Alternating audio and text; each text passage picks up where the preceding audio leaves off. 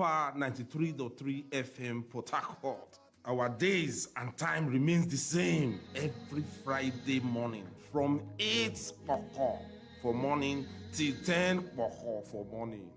For more information, follow us on all our social media handles. For Instagram, Comedy House of Assembly 1. And for Facebook, Comedy House of Assembly. Same show. Same time. Same honorables. Different station. Move up. Move up. Okay. And we'll thank you sincerely for staying with us. This is Point Blank. Point Blank is a news and current affairs program. And Point Blank, we look at all the issues, have expert analysis on the issue, and also have you talking on some of these issues. We do this every Saturday from 8:15 till 10 a.m. And now on this segment of Point Blank, we're looking at something very, very critical to host communities of oil production companies. The petroleum industry law has given the host community through the Host Community Development Trust some certain amount of money from companies that operate in their communities to go and develop the communities. Chapter 3 of the Petroleum Industry Act mandates the creation of the Host Community Development Trust, HDT, to improve the quality of life of the host communities and population, and also to improve accountability in the management of funds accruing to the host communities. However, here is the challenge. Many of the host communities don't even understand what they are to get as host community and Host Community Development Trust. And in some cases, many of the host communities are not aware of the processes leading to the formation of the Host Communities Development Trust Fund. Now, what we know is that host communities are to share about $500 million yearly under the PIB law. What we also know is that just last week, the Nigeria Upstream Petroleum Regulatory Commission, NUPRC, pre-qualified 19 fund managers who will administer the 3% allocation to Host Community Development Trust in the Niger Delta. We also know that just recently, earlier this week, Shell Petroleum Development Company, SPDC, inaugurated 8 Host Community Development Trust, HDP, in Bayelsa in compliance with the new template by the Petroleum Industry Act, PIA 2021. And according to SPDC, the Host Community Trust will assess about $56 million earmarked for development of host communities in the PIA dispensation. But the question is, how much do the rural people who are the original owners of the money and who are the one hosting this oil pipeline know about the formation of this trust fund? And again, are the multinationals not taking the ignorance of this host community for granted by putting in place their cronies who are now the one assessing these huge funds that should go to this host community? And we'll be talking about this. And my guest is already seated, is a legal practitioner, is a national legal advisor to the Committee for the Defense of Human Rights. And not only that, my guest, Pastor Henry Ekini, has also been having a serious, and I think it's also his stakeholders on issues relating to the host community trust fund. It's a great pleasure welcoming back Barrister Henry Ekini to the studio. Barrister Henry Ekini, thank you so much for joining us. Thank you for having me. It's my pleasure to be here again. I want us to put this introduction in perspective. I also know that you also you are a stakeholder to the host community. Maybe you might explain that to us. Yes, of course. I'm a member of a community that hosts facilities for one of the multinational companies in the oil sector, upstream. And then that community is in River State, in Ahuda West Local Government, and then in the Niger Delta, and being a Nigerian community, of course, I'm a stakeholder.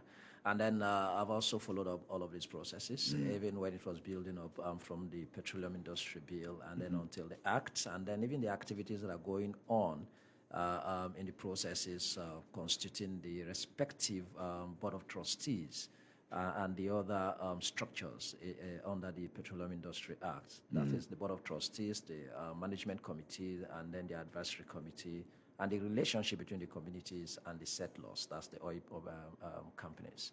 So to that extent, yes, I'm a stakeholder, and then I have followed the processes, and then quite privileged about much of this information that's available.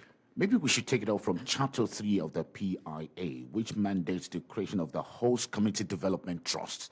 What is the Host Community Development Trust? Let's just take it for the benefit of those who don't even understand all of this. Yes, thank you. A trust arrangement will mean that there are some individuals that have been constituted to oversee some property or asset or fund for some beneficiaries. That's generally what a trust concept will mean. So in this particular regard, the Petroleum Industry Act has provided the creation of fund for development for host communities in the oil and gas operation. And that would mean that this fund is directly for the benefit of the communities.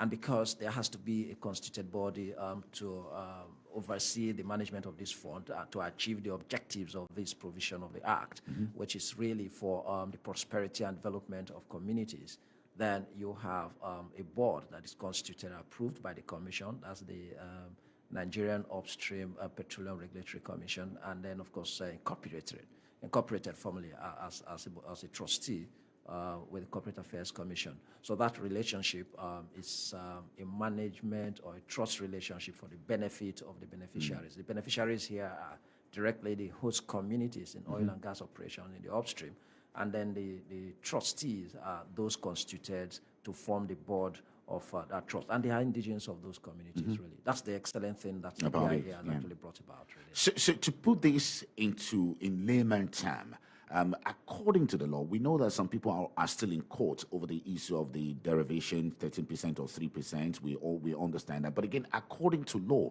3% of the profit of the multinationals that operate within the community should go to the community.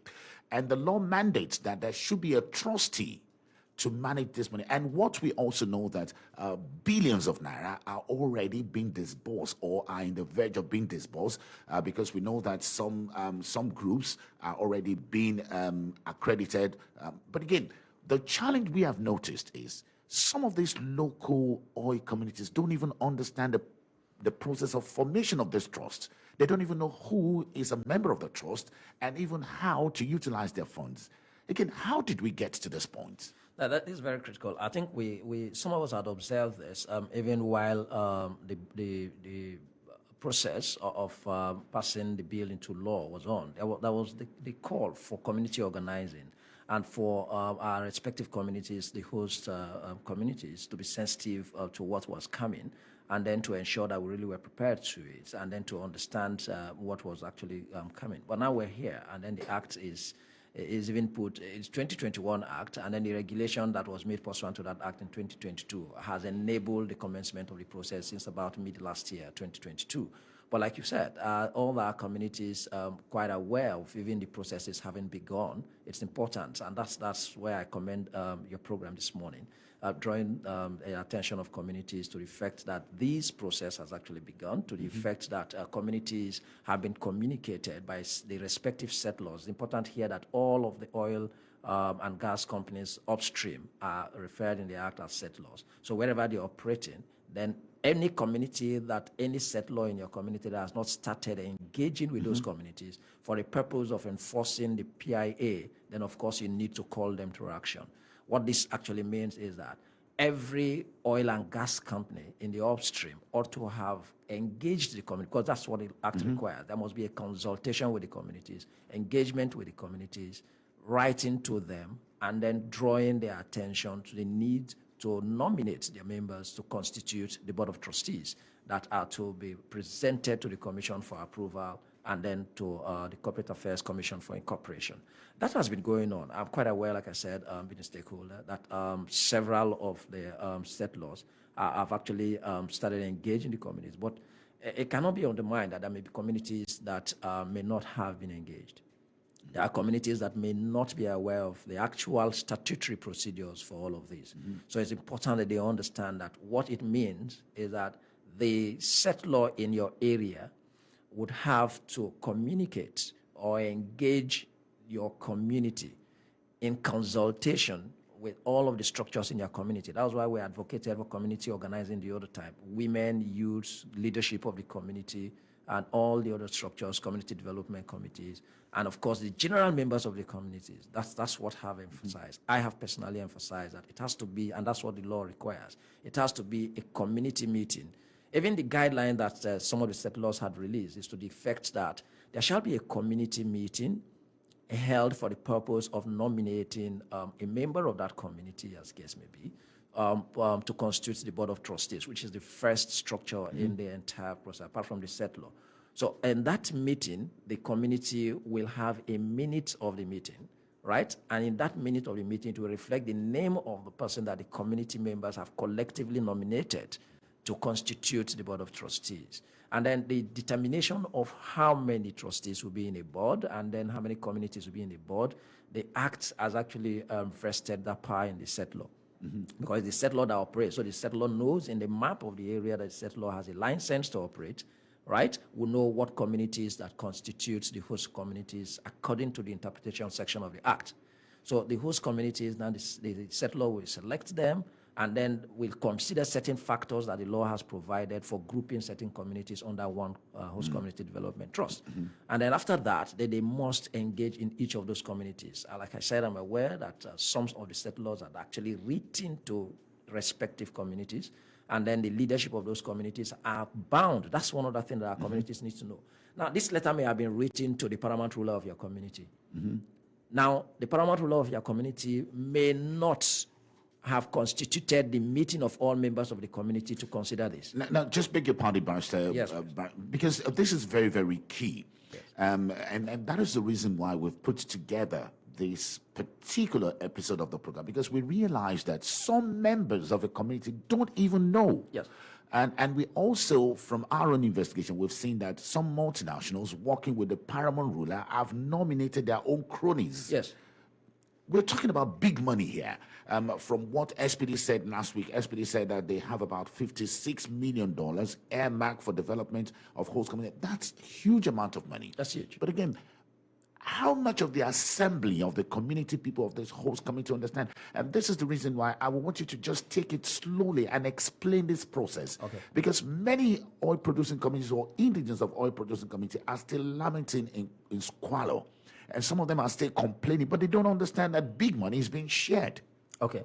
What actually the Act has required, and even the regulation that has been set up by the Commission required, is that the settler, that's the oil and gas company, let me say that, the oil and gas company operating in your area where your community is impacted one way or the other, and then falls within the definition and description of a host community, must determine which of these communities will be in a trust. That's one. And when they do so, of course, they will report to the NUPRC, the Nigerian Upstream Petroleum Regulatory Commission. And then when they do so, that community organizes themselves in a meeting. So you must know. It's important So that the even community must organize. Must organize themselves in a meeting, must know. So any paramount ruler who has received a letter from any oil and gas operating community to the effect of nominating members of their community for constituting the Board of Trustees has a duty and a responsibility to inform every member of the community, convene them to a meeting. And that's where the problem That's is. where the problem because we've is seen from- cases whereby community people are going against the paramount ruler, saying that they are not aware and they were not summoned Yes. for this. So what can be done in this area? Yes, we're already aware of those kind of issues everywhere. And that's why, unfortunately, what we thought that would have been a strategic community organizing to avoid all of these. Some of these matters are already in court. You find situations that we heard that rather than moving on in constituting the Board of Trustees, some are already in court. So what then the communities would do, that's recommended, write to both the settler and the NUPRC, and then refer them to the provisions of the Act and of the regulation that has really been set up by the settlers themselves, and then draw their attention because it may not actually be directly the management of the settlers and even the regulatory commission itself. So if there is any connivance between some leadership of some of our communities and then some members of our communities, let me tell you what has happened. Before this regime, that is the PIA regime and the Host Community Development Trust regime, there had been this concept of Global Memorandum of Understanding, GMOU concept. GMOU, yes. And that was a mere MOU, a mere arrangement between the settlers, the companies, and the communities. They were quite not enforceable as this law is now. So in some of these communities, what has been observed is that there had been some persons that worked in that regime, that were part of that community GMOU, clause thing.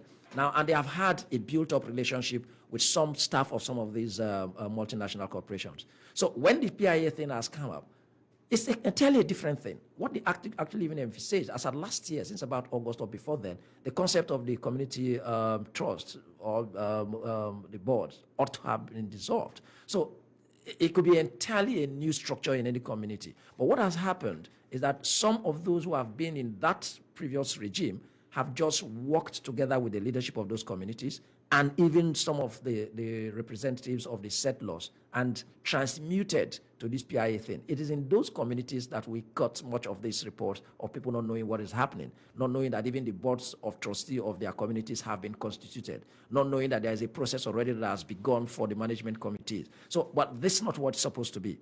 The act now requires that there shall be a meeting of the communities, and then a minute must generate from that meeting, and then persons must liberally, if you're qualified for any of these positions, make your nominations. Like the one I know, for instance, all the communities of a particular board of trustees, 14 of them were written to, all the paramount rulers, and then they had to also engage their community persons. A general meeting was held. And then when that general meeting was held, persons made free nominations as to who to be in the board of trustees. Even in places where there are more persons that were nominated in a particular community than the number of persons needed from them for that group, they have to go into election. And then when you do that election, someone emerges, then you take on the other processes.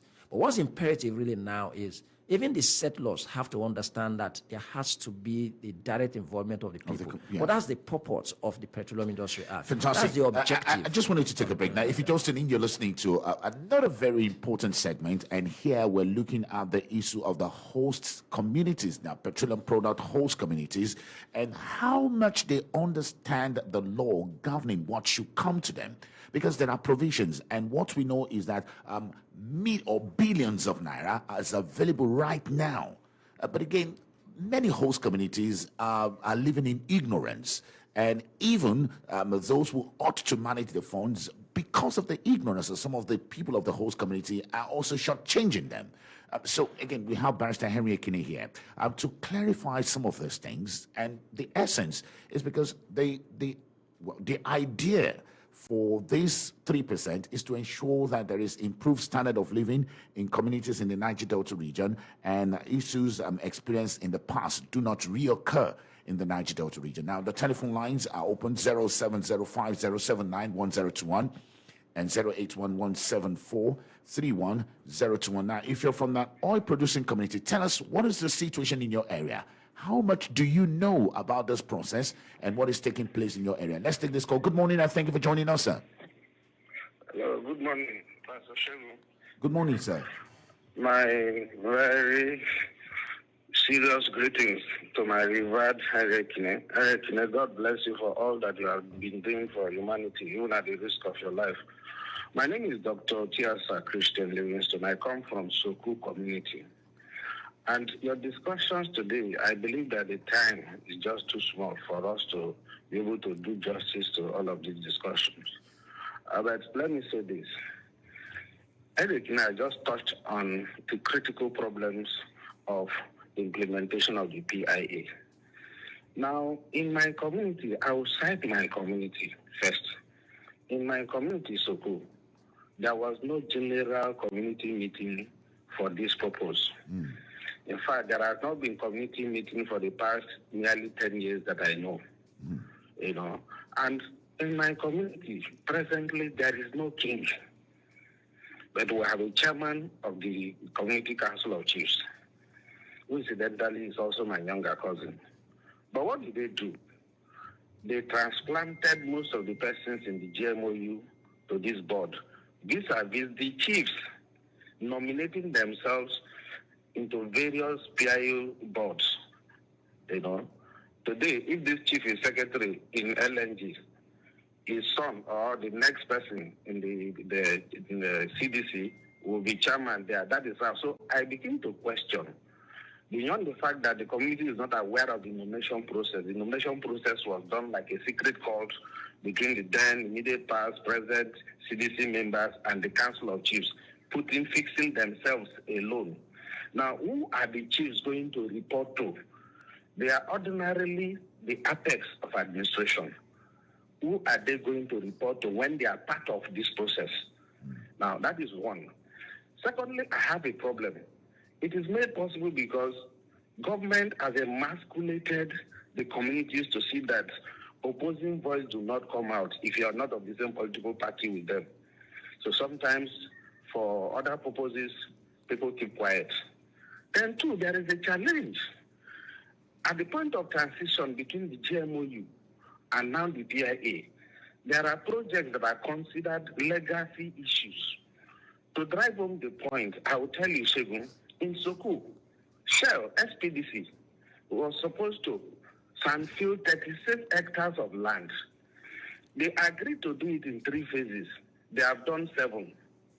The other ones are not done. 29 hectares have not been done.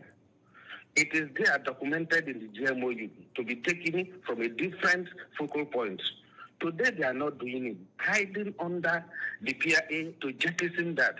Not only that, there was a litigation of an acquisition for over 30 years that culminated in victory for Soko in the Supreme Court. During the pendency of that matter, the acquisition funds were paid to an escrow account of the River State government.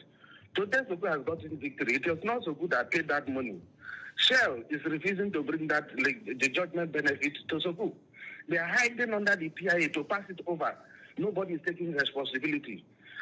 Okay. In between, I can go on and go on and go on. Dr. Christian Otiasa. The time is not there. So I believe that by the time these things will come, government sees you as you are not willing because you are not in their parties. You are not willing for progress of these communities. And the community will do all kind of, every community puts out its best feet. Okay. Thank you so much. That is not what is happening in Sukuk. Nobody, no woman, no man can tell me. Thank you so much, Dr. Christian Otiasa. In our community hall to discuss PIA. All right. Thank you so much. Now, Dr. Christian Otiasa, what I'm going to assure you is, again, we will have one program, one full edition of Point Blank dedicated to looking at this PIA and how much the community people know, how much ignorance persists, who is taking advantage of the community people, and how the community people can take over what is theirs. Because again, the essence of this is that if communities understand this PIA and they take advantage of this PIA, the issue of agitation in oil producing communities will come to an end, and there will be huge development. But again, Barrister Henry, yes, Dr. Christian Otiasa raised some very serious issues. Maybe you want to react to that. Let me take one that I think should come first in my consideration to allay his fears and worries. There is a transition of even projects that were ongoing or any development program that was ongoing in any community, including outstanding funding for those development projects and programs communities to transit to the PIA. So he has to just relax about that. That sand filling project would mean directly that the I don't know which one could that be, maybe Sokoelem Sangam, I believe, Post Community Development Trust will inherit that project, and the cost that was budgeted for that project under the GMOU that has not been expended is not going to sync with the settler. It's certainly going to be transferred to the Host Community Development Trust arrangement. But it's important, really, like you said, that if we read out the objectives of the Act with respect to Host Community Development Trust, our communities will realize that we really need to key into this, organize our communities and our structures, avoid litigation, unnecessary litigation, and unnecessary skirmishes and problems within the community. And that will only succeed if we follow through the procedure and criteria and provisions of the Act, the regulation, and the guidelines set by the settlers for all of this process. Look at it. It will encourage and enhance accurate project development in communities, because that's an objective of it, to undertake infrastructural development, to facilitate economic development and empowerment opportunities in our communities, to advance educational development in our communities, support healthcare development, enhance protection of environment, including shoreline protection and sand filling issues where we are losing land, enhance security in our communities, promote investments for the future. And I can tell you directly about this. The structure of the funding for host community development trust is such that A certain percentage is kept, yes, for the future. Exactly. Yeah, So it is deliberate that 20% of whatever amount that is agreeable to any particular community for reserve is to be managed by the fund managers. You said that the commission has already approved 19 of them, and is to be invested to make more profit for the communities. But again, many of them do not even observe this, which is very, very. Of course, I know that there are parameters to even check them, which is another critical issue. Ignorance is a problem. If we are not aware, you see, I'm happy that you said there probably would be graciously. Yes, we will. Otherwise, if we understand, if the communities don't know that the amount that is due for each community ought to be known by members of the community. And that's how I do my things. They don't know. They don't know. They don't know. With this PIA, communities must know. But they don't know. Even if it's 100 million naira for community A, and it is small, and it is, let them know that, look, by the matrix, that my host community development trust had got X amount of money representing 3% of the annual actual expenditure upstream for the previous year. I'm going to be asking you again, because you see, these are huge information that should be made available. Yes. How can the people even begin to demand this information? I'll come to that because I have another call here. Let me just quickly check on this call now. Hello, good morning, and thank you for joining us. And we'd like for you to turn down the volume on your radio set. Good morning. Yeah, good morning, Shegun, and good morning to your guest, Ekini. My name is Mishak. Mishak, thank you so much. I want to thank your guest for coming to the studio to enlighten, create awareness on this issue. I am also from his own side, Oda West. I'm from the Ekwe speaking houses. I think my community is close to his. I'm from Odieke Ubobi, just after before Kaki community. And the truth is, there is general lack of awareness. Our people are not well knowledgeable in this regard. That has also that has been manifest with the recent. Like you said, they were invited recently, a few days ago, about 3 or 4 days ago, on this issue. There is general lack of knowledge and information about it. And I think that I want to call on him. I think we can work together. Let's see how we can enlighten our people. Let's see how we can educate, inform our people appropriately, rather than just allowing them, because even when if the mistake comes from us, it is even graver if the mistake comes from us. So let's not just think that these multinationals, yes, they will do everything to see that they can, the business will go on positively on their part because they are there for profit. But also, let's see how our people will do this without injuring ourselves. Wow. And that reminds me, it is important to know that whatever is done, which is, and it is outside free, prior, and informed consent, it is null and void. Anything that is done outside free, prior, and informed consent act, it is null and void. And I think that these are things that our people do not understand. I want to please use this opportunity to call on Ekini to partner with me. I am ready. All right. Thank you so much, so that we can actually educate our people. Thank you so much. I'm going to take more calls now. Hello, good morning, and thank you for joining us. This is Point Blank. Good morning. Good morning, my very distinguished Pastor Shego. How are you doing this morning, sir? I'm good, and how are you doing? I'm doing great. I salute Barrister Henry Ekini, always doing the needful for us. I remain the very distinguished Temple Okere. Good morning, sir. Yes, I think when you say so, I don't know if there is any community that doesn't understand what EIA implies. Because myself, I am from Umechem. Umechem produces one of the best oil and gas as far as this country is concerned. And when you begin to think about a community that has been into oil production since 1958 to date and nothing to show for it, and you begin to relate on what proceeds that the multinationals that are in such community like my Umechem is rotated and what they are getting, that at the end of the day, they have nothing to show. And the PIA is here. And you have set of those kind of, persons who pose themselves as community leaders trying to run around to make themselves members of board of trustees. It is worrisome. It is worrisome. And you find yourself in a community that from the paramount ruler to the CDC bodies, none of them can even hold a meeting. As in a meeting that everybody within the confines of the community will sit at maybe the market square or the town hall or the palace of the paramount ruler and discuss for the way forward of such community. But rather, the community head only choose within the confines of those persons who will concur to his own demand, who will agree to the sharing of community money, that money that is meant for community development, but rather they return to work with those persons who will convert that money meant for community development for personal development. And how do you think this issue or this PIA, the money in question, will begin to translate to the development of that entire community? We talk of trying to foster prosperity and the well-being of the community and the indigents of that community. As I'm talking to you, we have nothing to show. No town hall, nothing, no health center. Even for the women to get a place where they go for antenatal, women does not have water. For us to get water, it's like just they come and passing through the eye of a needle. You could imagine how bad it is to the people of Umechem.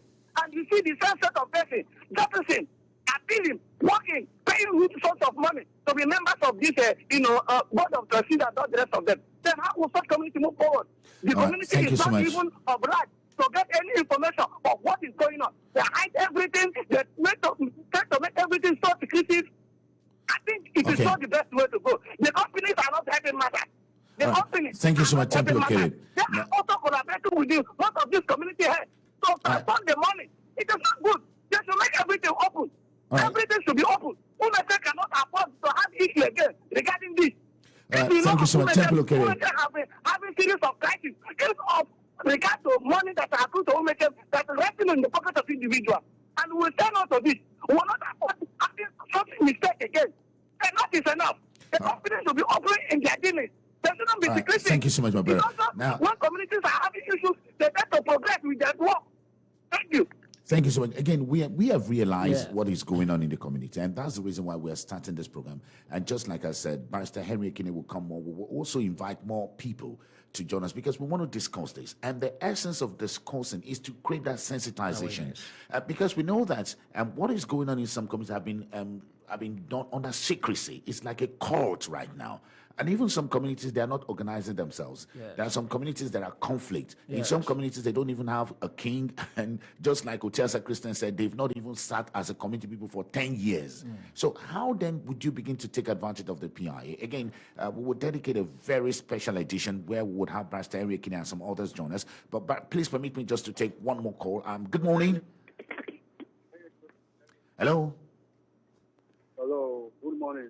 Good morning. Please, could you speak up a little bit? Thank you so much. Okay, we lost that. Hello, good morning, and thank you for joining us. This is Point Blank. Yeah, good morning, Pastor Shegun. Good morning, sir. Yes, good morning, my brother in the studio. Yes. Good morning. Yeah, I'm from Elem Sangama. My name is Chief Comrade IMP. Thank you for joining us. Yes, this PIE. The truth is that the law that from this PIE is faulty. Because at this point in time, which person in Sangama that know about this law and what have the law bring to the people? There is no potable drinking water. There is no health center. There is no good schools. I don't know how we get to this point. Some few individuals will pocket it and cut away with the whatever incentive that comes with it. And we will continue to go to the pages of newspaper and write some report. I think you should get to the corridor of the people. Let the people have the feel of it. As I speak with you, the elderly within the Sangama, what do they know about PIA? Okay. I think it's really a pathetic situation that we are. That the government and the IOCs, they are not ready to listen to the people. All right. Iron Briggs, I apologize, but again, this is what I'm going to promise you. We would do a thorough dive into it. Barrister Henry Ekini would help us, educate us on the PIA, who is responsible for sensitizing the people. Again, how can the people even take advantage of it? If possible, we'll break it down in pidgin. Excellent. We'll break it down so that you begin to know. Because what we know is that huge amount of money are tied under this. And this money is the money for the people. Barrister Henry Ekini. And to add, what I think where we are isn't quite about the time of complaining about the death, absence of this infrastructure. Right now, the law has put this fate in our hands.